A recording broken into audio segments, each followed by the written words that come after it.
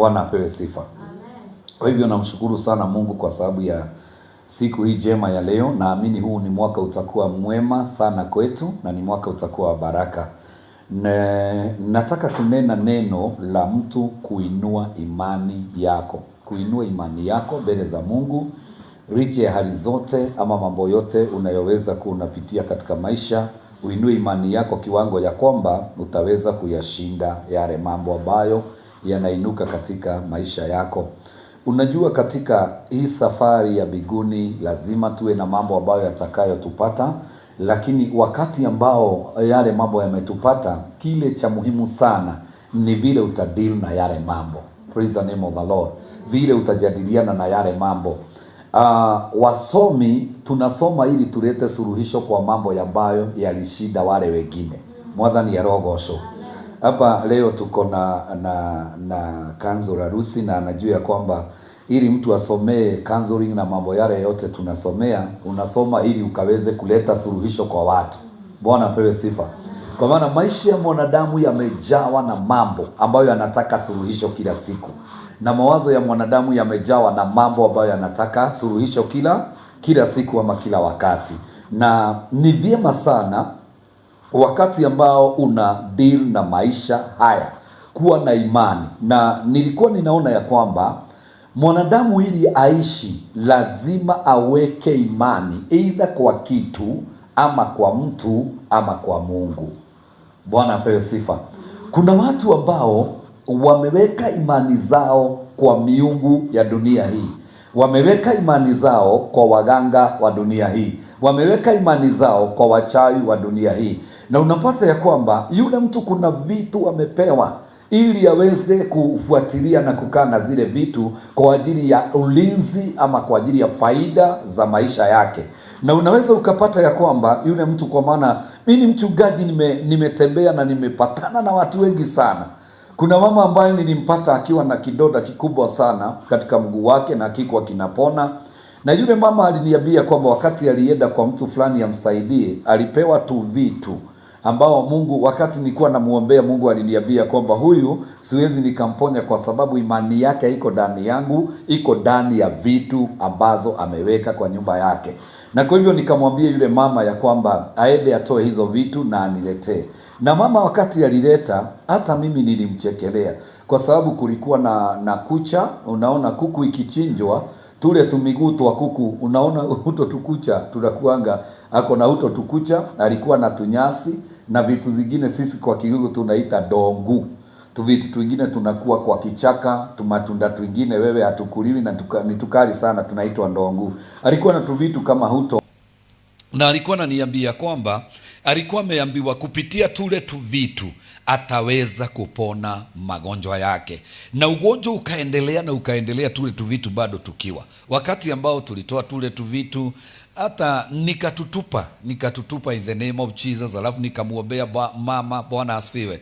Wakati mama aliinua imani yake kwa Kristo, nataka nikuambia kwamba siku 3 zikiisha, kidonda ambacho kilikuwa kimekaa miaka na miaka kilianza kukauka. Bwana apewe sifa. Na kidonda kikapona. Kwa hivyo mama alikuwa na imani, lakini alikuwa ameweka imani yake kwa vitu ambavyo hawezi vikamsaidia.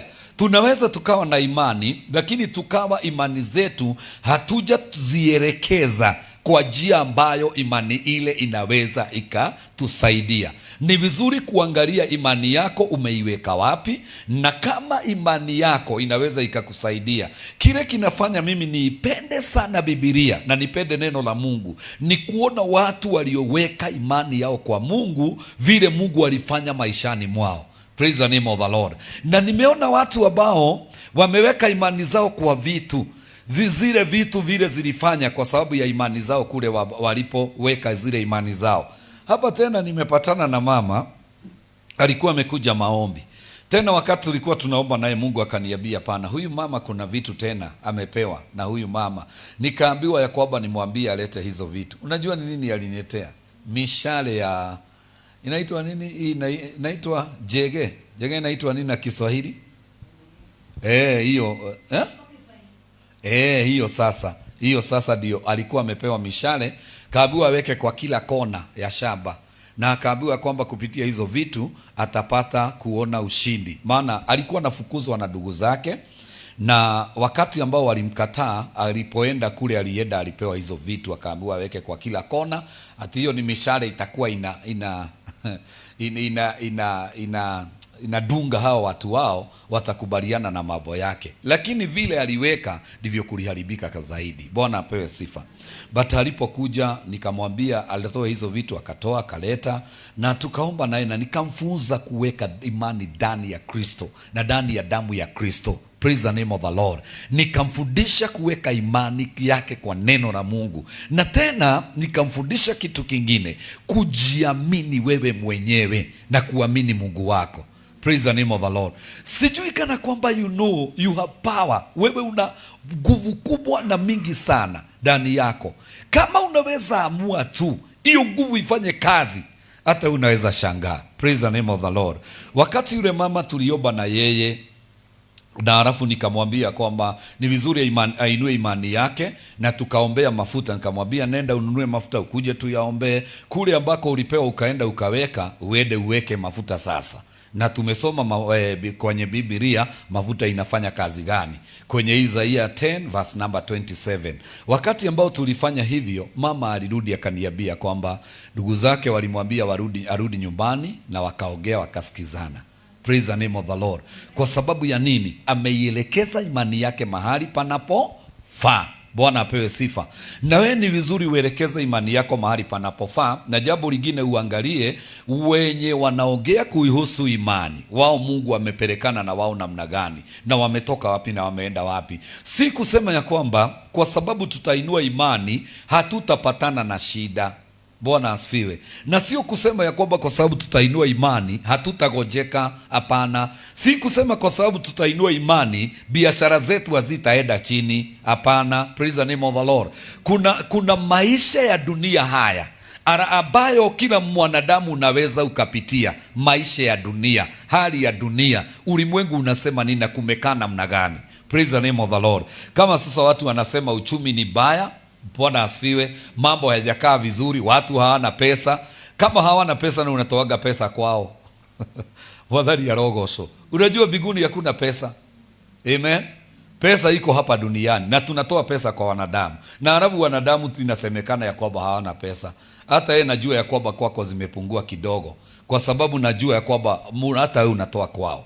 Praise the name of the Lord. Na watu wamekaa wakisukuma mambo mbele. Nilikuwa nataka kulifanya mwezi huu, lakini kwa sababu halikufanyika nitafanya mwezi ujao. Ningetaka kusema ya kwamba imani kile inakusaidia nacho ni kujua ya kwamba hata kama leo kumeharibika, kesho kutakuwa kuzuri. Praise the name of the Lord. Hata kama leo niko chini, ninajua kesho nitainuka. Praise the name of the Lord. Alafu unajua ya kwamba watu wale ambao walifuata imani katika Biblia, ukiwafuata utaona ya kwamba hata wao kuna areas walifika katika maisha na wakakosa kumuona Mungu katika maisha yao. Amen. Hata ukiwa na imani, kuna wakati ambao unaweza ona kana kwamba Mungu amekuacha. Kuna mtu nilikuwa ninamwambia kwamba kuna siku niliamuka na nilikuwa nimeota ndoto baya sana. Nikaona backslide, nimefanya mambo yale yanafanywa na mtu akiwa katika dunia hii kinyume na mapenzi ya Mungu, na nikaona, na wakati huo nilikuwa ninapitia hali ngumu sana. Wakati nilistuka nikapata niko kwa usingizi. Bwana asifiwe. Haleluya. Na sasa hiyo ninaamuka kwenye usingizi. Ninaamuka nikiwa nimekalia kiti inaitwa sinatabu, mnaijua. Na saa hiyo kumewekelewa pombe kadhaa kwenye meza yangu, na zingine nilikuwa nimesha meza. Bwana apewe sifa.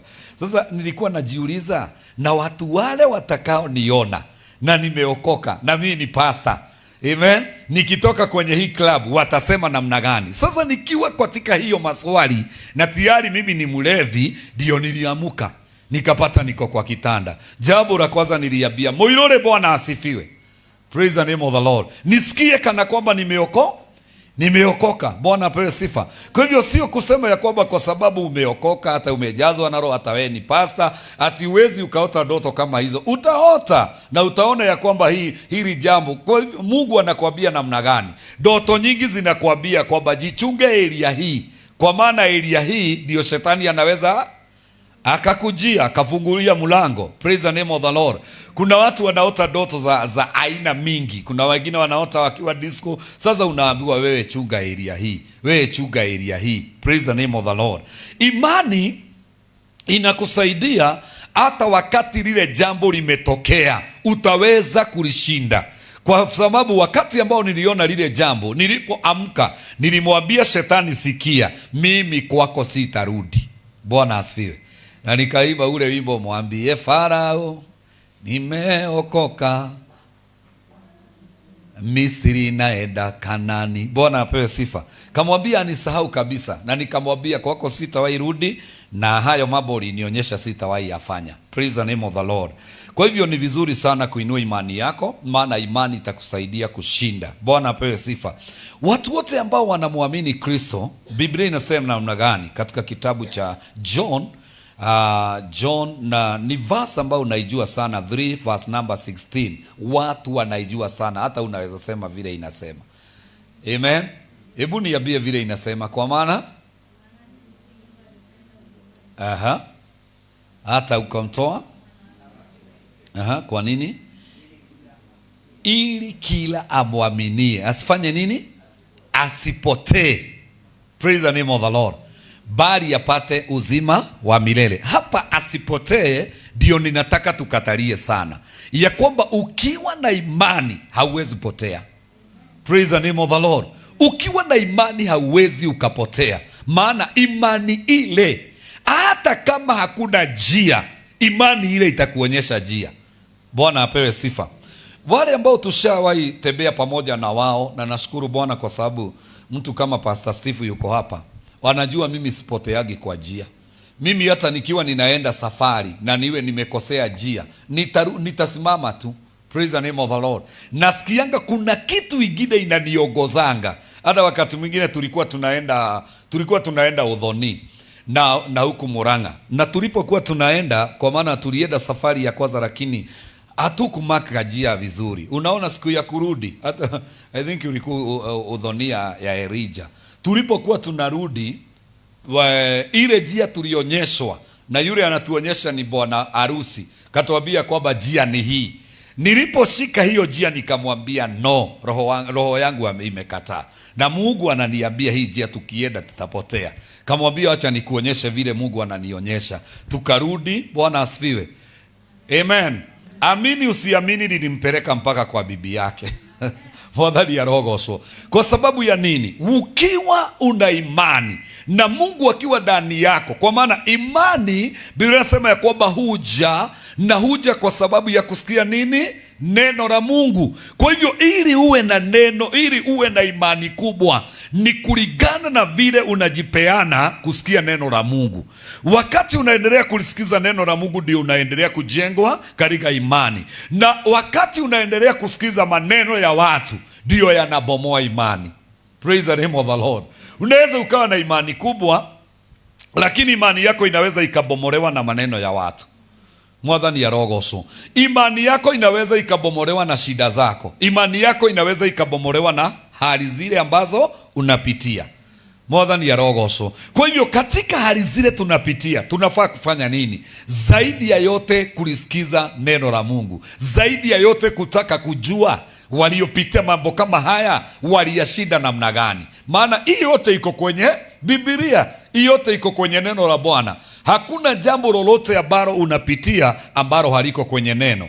Hivyo ndivyo Paulo anatuambia katika Wakorintho, nafikiri ni 10:13. Inasema ya kwamba hakuna jaribu ambao tunajaribiwa ambalo halikupimwa. Na Mungu anasema ya kwamba kila jaribu lina mlango wa kutokea. Na anasema hakuna jaribu ambalo linakutokea ambalo hakuna mtu mwingine ashawahi pitia kwenye hilo jaribu. Mwathani ya rogoso. Imagine kuna mwingine, hata hiyo hali unapitia leo, kuna mwingine ashapiti na akaishida hiyo hali. Mwathani ya goso. Leo kuna mtu nilikuwa ninatia nguvu, nikamwambia kwamba nimempata tu kwenye barabara akitembea, na alikuwa ametoka bali na ni ushirika wa hii church. Nikambeba. Wakati ambao nimembeba, nikamwambia kwamba Yesu Kristo wakati mmoja alikuwa naenda msalabani, na alikuwa amebeba msalaba wake, lakini akiwa jiani amebeba nini?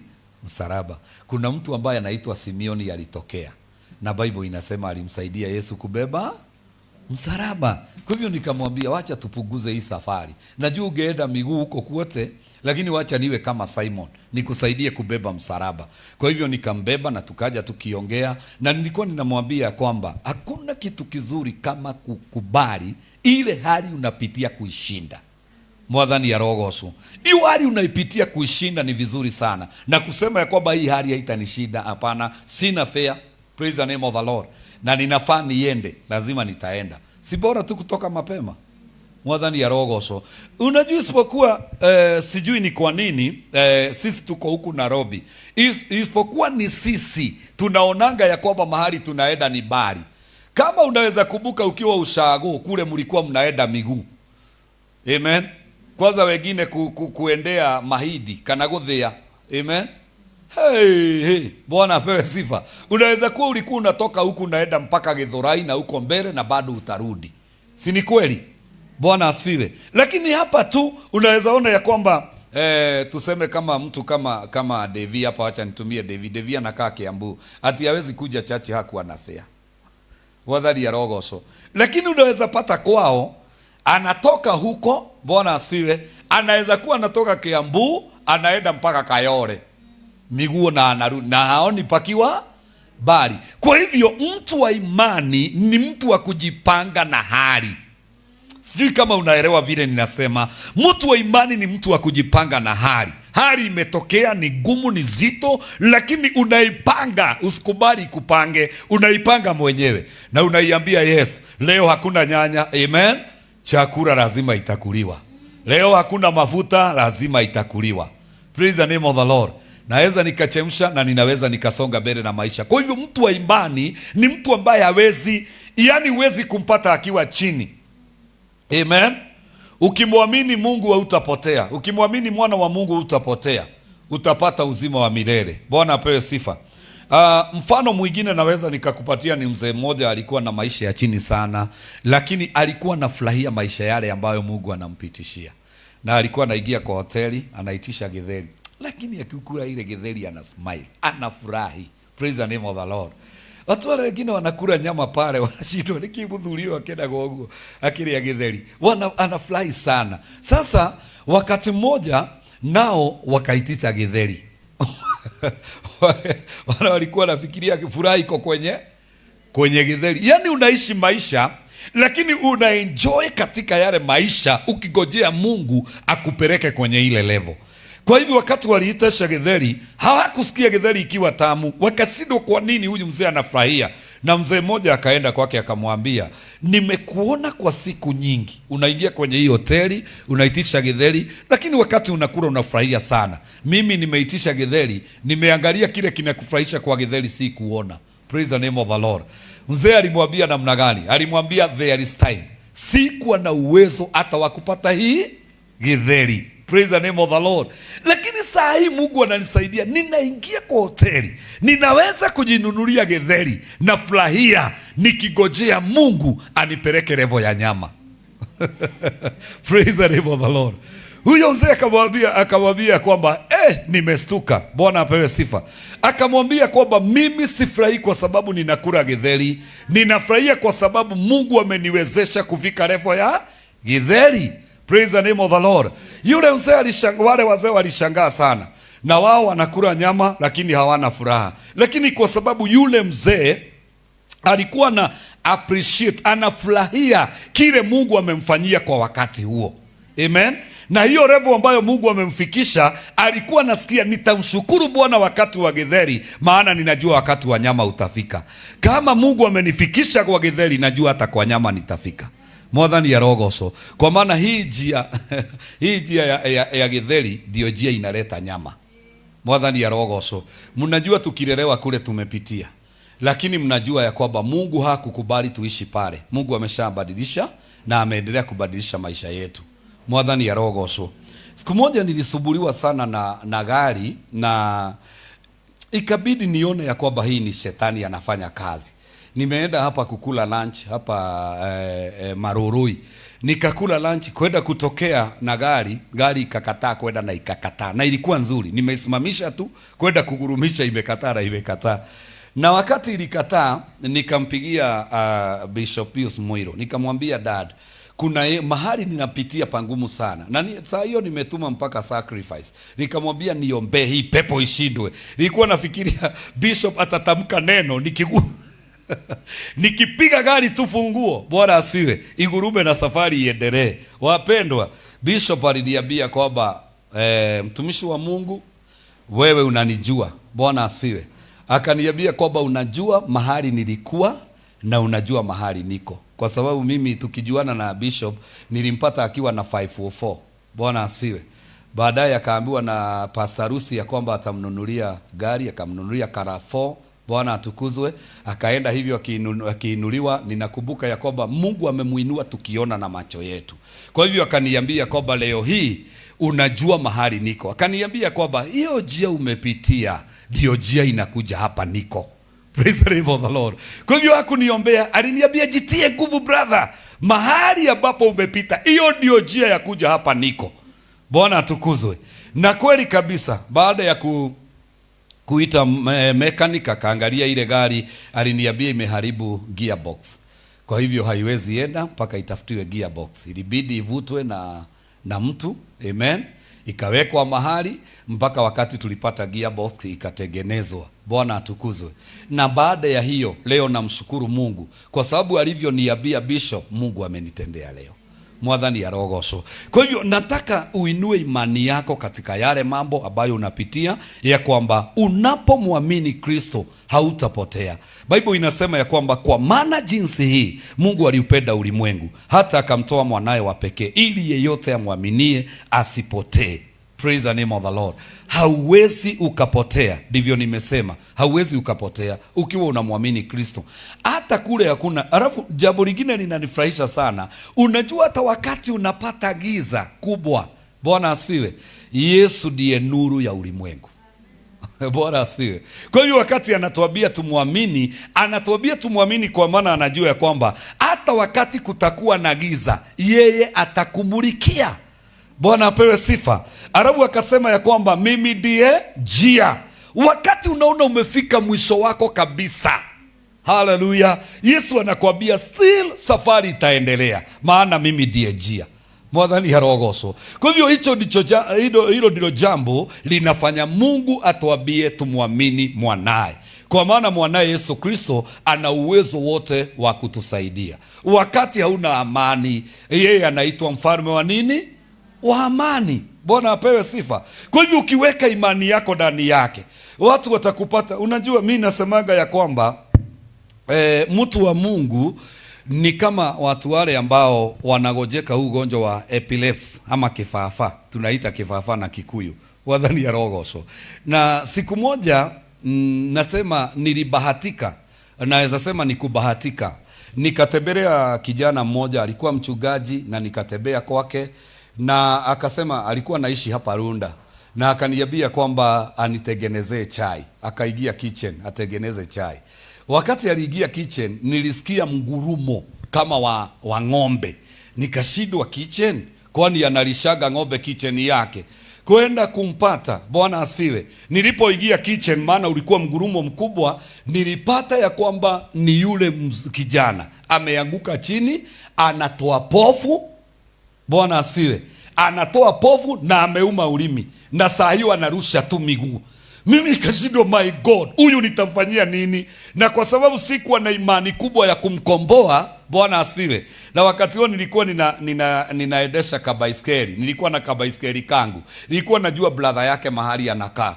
Na brother yake ndiye leo hii ndiye pastor wetu wa kule kanisa letu la Kinango. Bwana asifiwe. Nilikibia, nilichukua kabaiskeli nikakibia. Nikaenda nimehoma sana. Nikawaambia kwamba nimekuja kuambia kwamba kumeenda hivi na hivi. Wakaniambia kaa chini ukunywe chai, utamuona hapa. Bwana asifiwe. Nikapewa chai. Mimi nashindwa kukunywa chai, baada ninakunywa chai na nimeacha mtu anakufa. Bwana apewe sifa. Baada ya muda mchache niliona yule kijana ameingia na suti na tai. Bwana asifiwe. Yule nimeacha amekufa. Praise the name of the Lord. Ameingia akiwa smart sana na suti na tai. Akaniambia kwamba pole sana Muirore. Amen. Mimi nakuaga na shida hiyo. Amen.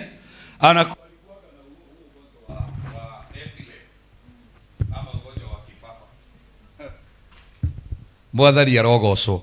Wakati ambao alikuja hata ile chai, Bwana asifiwe, hata kile nilikuwa nimepatiwa nilishindwa kukunywa na kukula bana. Hata nikimwangalia nilikuwa ninaona vile ile picha nilishindwa kukula na nikashindwa kukunywa na nikatoka bio. Bwana asifiwe. Niliwaacha hapo na ndugu zake na watu wao. Mwadhani ya rogoso. Ndio walikuwa wananiambia kwamba hapa hapana, usijali. Our brother anakuanga na hiyo shida lakini haiendi kwa muda. Praise the name of the Lord.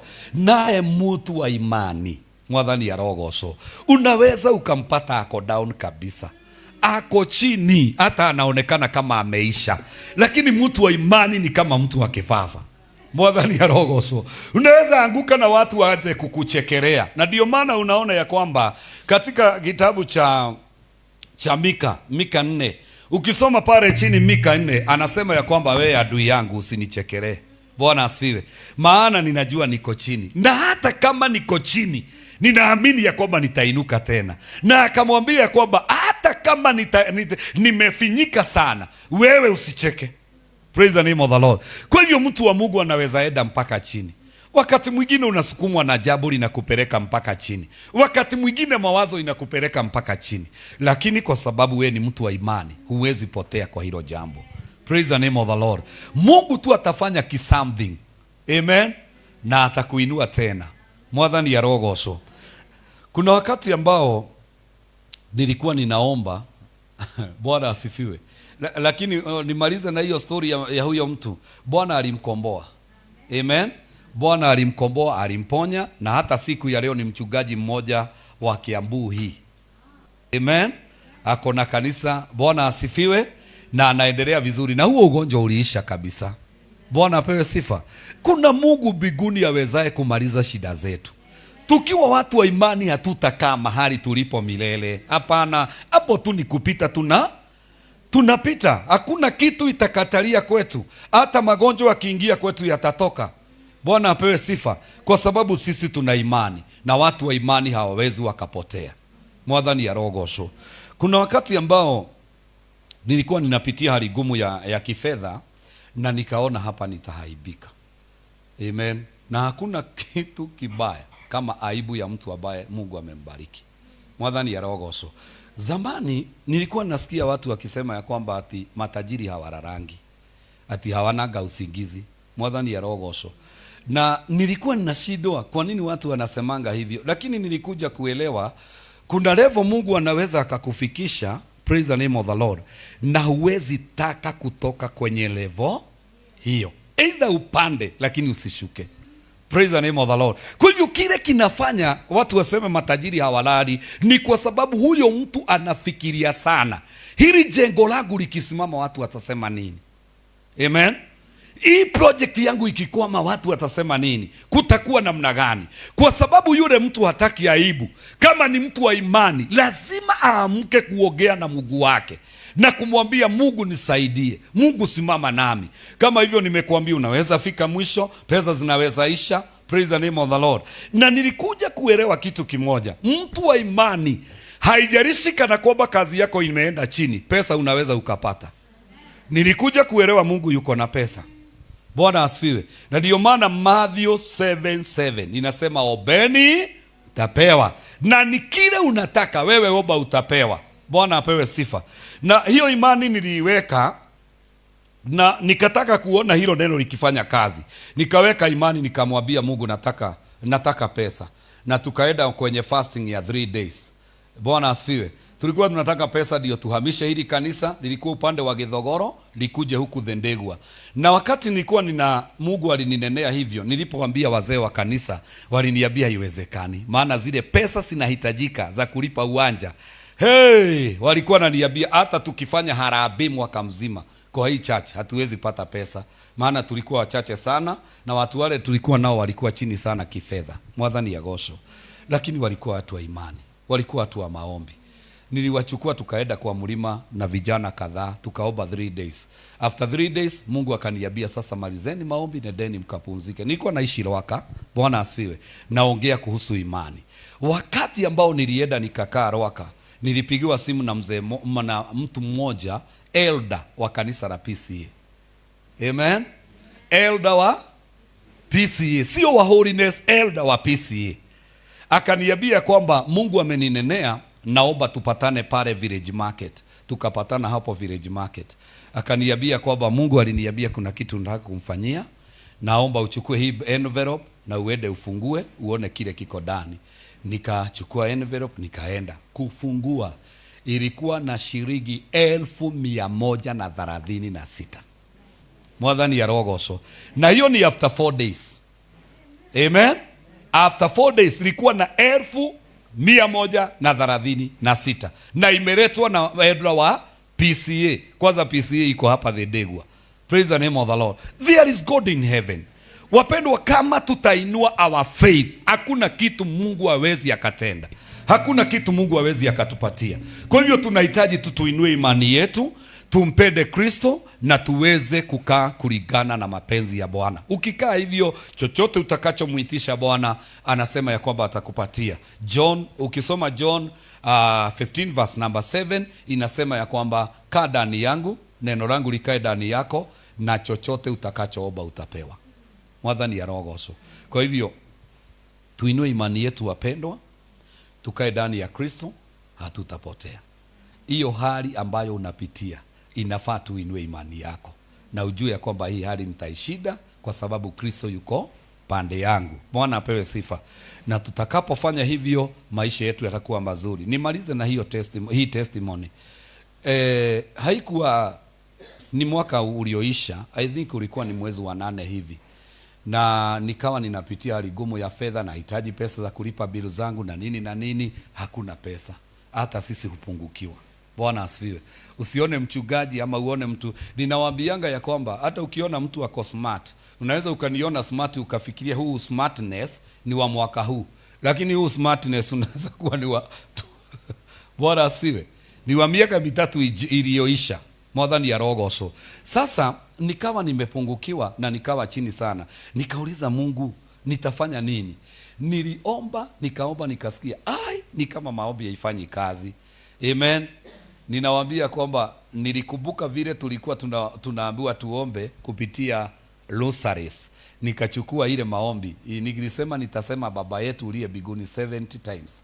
Nikasema ulikuwa ni usiku nimeamka. Nikasema Baba yetu uliye mbinguni, nikaomba hata sikumaliza. Nikienda kumaliza kwa maana kulikuwa usiku, usingizi ukanipata nikarara. Amen. After kulala kuamka, nilisikia nikiambiwa niangalie simu yangu. Ilikuwa na pesa zote nilikuwa nahitaji, hata na zaidi. Bwana apewe sifa. Inua imani yako, utaishinda hiyo hali in the name of Jesus. Bwana apewe sifa. Inua imani yako, hakuna kitu kitakachokuwa kigumu kwako leo na hata milele. Amen. Inamisha uso wako ujiombe. Baba, ni asante sana kwa sababu ya siku hii njema ya leo. Ninakushukuru kwa sababu nimewafundisha watu wako kuhusu kuinua imani zao.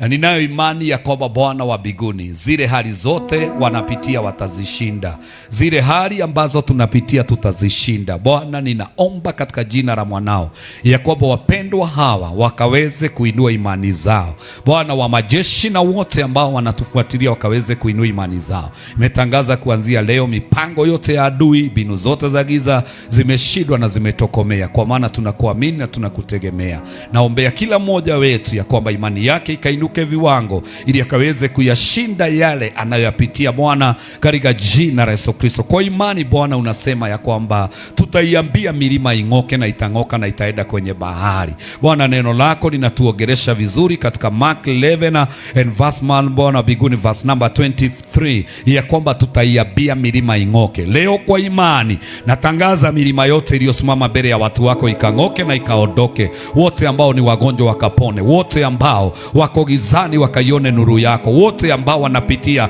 hali gumu ya maisha, Bwana ukaweze kuwatendea katika jina takatifu la mwanao. Ninaomba rehema zako na huruma zako mchana wa leo, ya kwamba watu wako wakayaone mema kutoka kwenye kiti chako cha rehema. Baba, watendee, utukufu, sifa na heshima zikakurudie. Asante Bwana wa majeshi.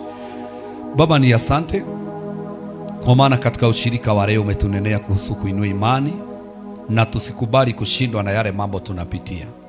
Naomba ukawabariki watu wako wanapoinua imani zao, wasaidie kushinda hali zile zote wanapitia. Baba, ninakushukuru kwa sababu anayekuamini hatapotea, bali atapata uzima, atapata faida, atapata kile anahitaji.